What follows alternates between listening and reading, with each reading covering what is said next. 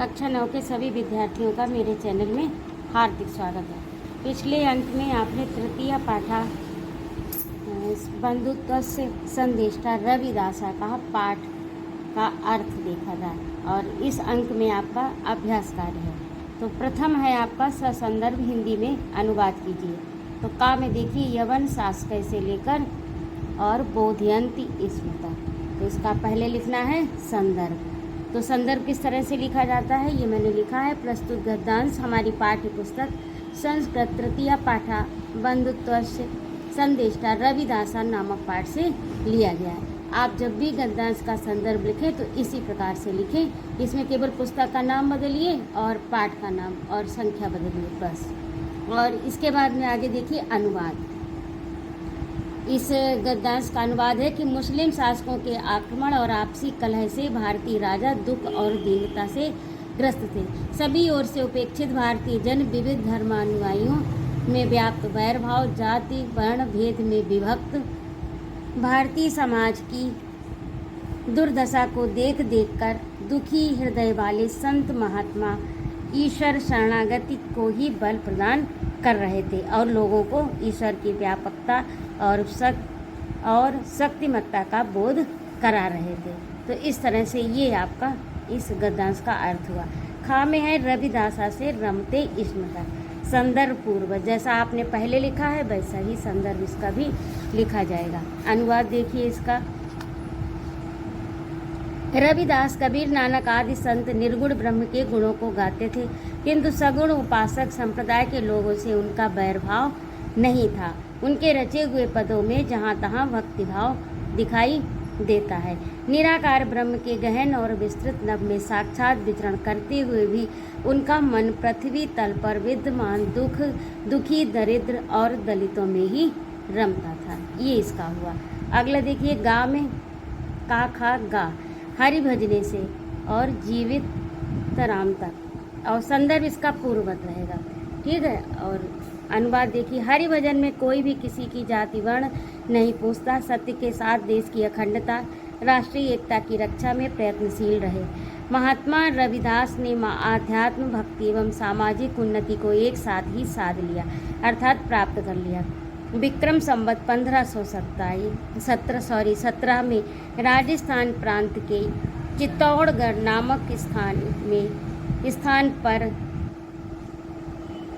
126 वर्ष की आयु में परमात्मा में विलीन हो गए, किंतु यश शरीर से वे आज भी जीवित हैं। तो इस प्रकार से ये आपका अनुवाद हुआ। अब आगे है आपका प्रश्नोत्तर। तो प्रश्नोत्तर में पहला है आपका, किसने कहा था कि काठ की थाली का साधारण जल गंगा के समान होता है? तो संत रविदास ने कहा था कि मन यदि पवित्र है तो कठौती का जल ही गंगा जल है। रविदास किसके शिष्य थे? तो रविदास रामानंद के शिष्य थे। रविदास का जन्म किस दिन हुआ था? रविदास का जन्म रविवार के दिन हुआ था। और रविदास के जन्म के समय भारत के समय किसका शासन था? तो रविदास के जन्म के समय भारत में मुसलमानों का शासन था। उस समय भारत में मुसलमानों का शासन था। रविदास की मृत्यु कहाँ हुई थी? रविदास की मृत्यु राजस्थान प्रांत के चित्तौड़गढ़ नामक स्थान पर हुई थी। और अगला प्रश्न है आपका, रविदास किस ब्रह्म के उपासक थे? तो रविदास निर्गुण निराकार ब्रह्म के उपासक थे। अब देखिए अगला है आपका संधि विच्छेद। तो संधि विच्छेद में इस प्रकार से मैंने किए हैं, इसे आप अपनी उत्तर पुस्तिका में करिएगा। परम धन उपासक धन अस्य यानी परमोपासकस्य। सर्वथा धन उपेक्षिता बराबर सर्वथोपेक्षिता। महाधनात्मा महात्मना देश प्लस अस्य प्लस अखंडता देशस्य खंडताया। और आसीत धन इति धन उच्यते आसीत उच्यते।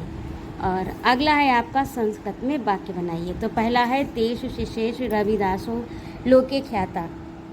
लोके का है रविदासोक्ति लोके प्रसिद्ध वा अस्ति। नासीत रविदासस्य ज्ञानम पुस्तकीयम नास्ति। वनेषु सिंहस्य राज्यम अस्ति। यदा यदा वर्षा भवति तदा हरदयाली सर्वत्र दृश्यन्ते। और करोमि में अहम कार्यम करोमि। तो इस प्रकार से ये आपके संस्कृत में वाक्य हुए। अब अगला है आपका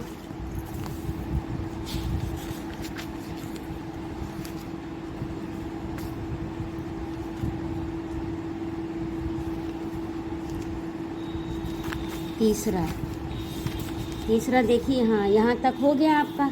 वाक्य बनाइए। बहुविकल्पीय प्रश्न है आपके, तो इसमें सही विकल्प का चयन कीजिए। तो पहला है रविदास कर्षि शीर्षा आसीत। इसमें आपकी सुविधा के लिए इन्होंने मोटे अक्षर में दे दिया है, तो इसका उत्तर है खा में रामानंदस्य। रविदासस्य जन्म कुत्र हुआ, तो काशी जनपदे। और तीसरा है रविदास मृत्यु कुत्र हुआ, तो चित्तौड़गढ़ नामनी स्थाने।